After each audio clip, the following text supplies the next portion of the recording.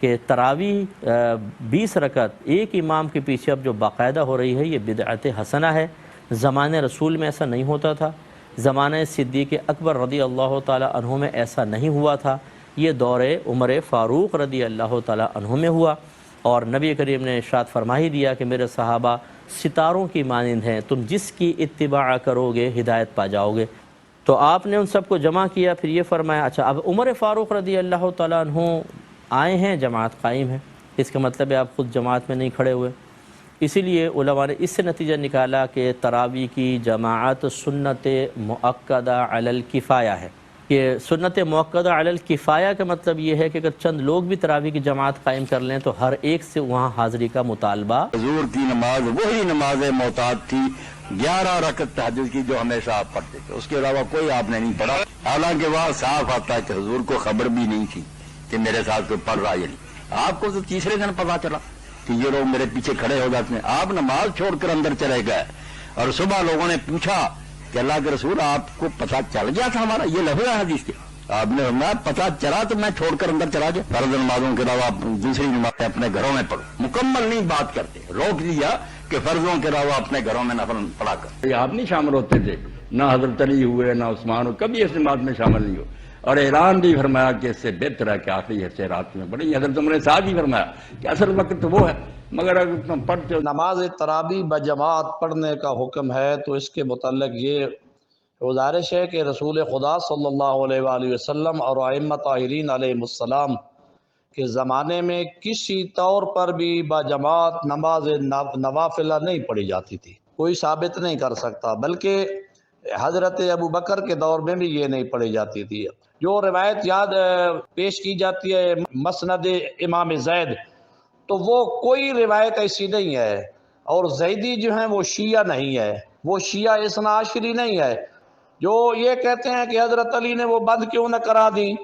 تو حضرت علی علیہ السلام کو ان لوگوں نے حکومت کرنے کس طرح امن سے دی؟ حضرت علی علیہ السلام تو بہت چیزیں جو ہے وہ ختم کرنا چاہتے تھے، حضرت چاہتے تھے، بلکہ حضرت نے فرمایا کہ میں اس کا قائل نہیں ہوں، آپ نے اپنے گھروں میں پڑھو۔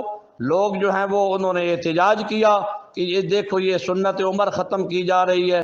حضرت نے فرمایا میرا کام تھا بتا دینا، آپ کی اب مرضی جو جس طرح بھی کرے۔ دور میں سب جماعتوں میں بٹے ہوئے ہوتے تھے، سارے صحابہ چونکہ حافظ نہیں تھے، حضرت ابو بکر، عمر، علی، عثمان، چاروں صحابہ رضی اللہ عنہم یہ حافظ تھے، ان کو مسجد میں جماعت سے پڑھنے کی ضرورت بولو نہیں تھی، کیونکہ تراویح کا بڑا مقصد ایک یہ ہے کہ جس کو قرآن یاد نہیں ہے وہ حافظ کے پیچھے قرآن سن کر اپنے قرآن کا دور مکمل کر لے۔ حضرت عمر یہ نماز گھر میں پڑھا کرتے تھے، اور علماء کہتے ہیں کہ جس کو قرآن یاد ہو اس کے لیے خود سے تراویح پڑھانا یہ کسی کے پیچھے پڑھنے سے بہتر ہے۔ اور بعد کے خلفائے راشدین نے حضرت عمر کے اس کارنامے کو بہت سراہا۔ حضرت علی رضی اللہ تعالی عنہ ایک دفعہ مسجد نبوی میں نکلے رمضان میں، دیکھا ایک امام کے پیچھے لوگ تراویح پڑھ رہے ہیں، فرمایا اللہ عمر کی قبر کو نور سے بھر دے، او کما قال، کہ اس نے ہماری مسجدوں کو رونق بخش دی۔ حکومت پر آئے، رمضان کا مہینہ شروع ہوا، مسلمانوں نے تراویح شروع کر دی، علی مسجد میں گئے، صفیں لگی ہوئی ہیں، دعوت علی کو بھی دی آپ بھی آئیے جماعت کروائیے، امام نے سب کو جمع کیا کہ خبردار علی کی حکومت میں جماعت کے ساتھ مستحب نماز نہیں ہوتی، واجب نماز ہے جماعت کے ساتھ پڑھی جاتی، رسول نے کبھی نہیں پڑھائی۔ کہ تم میں سے کسی نے دیکھا نبی نے پڑھائی ہو کر نہیں، لیکن ہم نے یہ دیکھا تھا نبی مسجد میں آتے تھے، اتنی رکعت نماز پڑھتے تھے، اتنا قرآن پڑھتے تھے کہ وہ پڑھو، علی منع نہیں کرتا، مولا نے قدغن کر دیا کہ کوئی نہیں پڑھے گا۔ مدینے میں آوازیں بلند ہو گئی، واہ سنتا، ہماری سنتوں کا کیا ہوگا؟ امام نے کہا کس کی سنت؟ کہ علی تو شیخین کی سنت کا خلاف ہے، اگر یہ برا تھا تو انہوں نے کیوں پڑھائی؟ امام نے کہا میں کسی اور کا ذمہ لینے نہیں آیا، مجھ سے پوچھو محمد نے کیا کیا تھا اور نہیں کیا تھا۔ اب معاملہ اتنا بگڑا کہ لوگوں نے کہا علی شیخین کے دشمن ہیں، جھگڑا ہونے لگا، مسلمان کا خون کرتا۔ امام نے کہا میں بتا رہا ہوں رسول نے نہیں پڑھی، تمہیں پڑھنی ہے، تم جانو تیرا دین جانو۔ مولانا الیاس محمد صاحب نے پیش کی اور بڑے دھڑلے سے انہوں نے کہا کہ 20 تراویح جو ہیں وہ اہل بیت سے ثابت کرتا ہوں میں، सैयदना अली रजी अल्लाह अन्हु ने 20 तरावी का हुक्म दिया था। सहाबा किराम में से किसी से भी 20 तरावी पढ़ना या हुक्म देना साबित नहीं है कि अपने मौक़िफ़ के दिफा के लिए आप अपने बुजुर्गों के नज़दीक जो झूठी रिवायतें हैं वो भी बयान करते रहें। हम बताते हैं आपको कि कुरान कहता है कि अज़वाजुन नबी भी अहले बैत हैं। अहले बैत में से सैयदा आयशा रज़ी अल्लाह अन्हा का मौक़िफ़ सही बुखारी में मौजूद है। सैयदा आयशा रज़ी अल्लाह अन्हा कहती हैं नबी करीम सल्लल्लाहु अलैहि वसल्लम के बारे में कि आप रमज़ान में या गैर रमज़ान में 11 रकअत से ज़्यादा क़ियामुल लैल ही नहीं करते थे। आप पढ़ते ही नहीं थे, रमज़ान हो या गैर रमज़ान। रात की नमाज आप सल्लल्लाहु अलैहि वसल्लम की 11 रकअतों से ज़्यादा नहीं होती थी। ये तो हमें अहले बैत में से सैयदा आयशा रज़ी अल्लाह अन्हा ने बताया है। क्या मौलाना इलियास भूमन साहब आप अहले बैत की बात मानेंगे? मौला मौजूद है। ये किताब वो है कि जिसके रावी सारे अहले बैत हैं। मुस्नदुल इमाम ज़ैद जो मैं रवायत पढ़ने लगा हूँ, इस रवायत के सारे रावी अहले बैत हैं। ज़ैद बिन अली बिन हुसैन बिन अली। तो इमाम ज़ैद फरमाते हैं हज़रत अली रज़ी अल्लाह ताला के बारे में, जो शख्स तरावी पढ़ाता, हज़रत अली फरमाते हैं कि 20 रकात तरावी पढ़ाना, युसल्लिमु फ़ी कुल्लि रकातैन व युसल्लिमु फ़ी कुल्लि रकातैन, हर 2 रकात के बाद सलाम फेरना, व युराविह मा बैना कुल्लि 4 रकातिन, और हर 4 रकात के बाद फिर तरवीहा करना।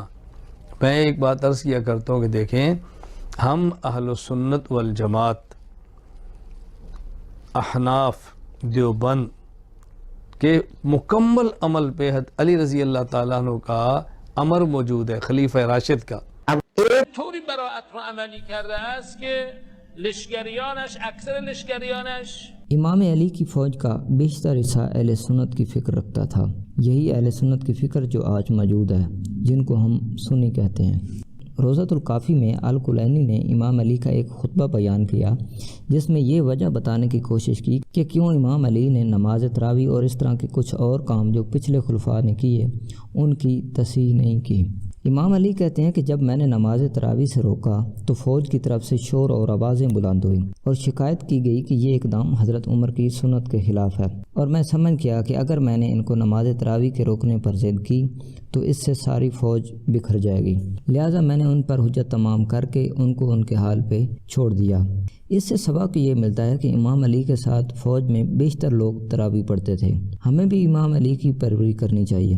سب سے پہلے اپنے ساتھیوں کو اس سے روکیں، اگر نہیں رکتے تو ان کو اپنے حال پر چھوڑ دیں، ان سے لڑائی جھگڑا نہ کریں۔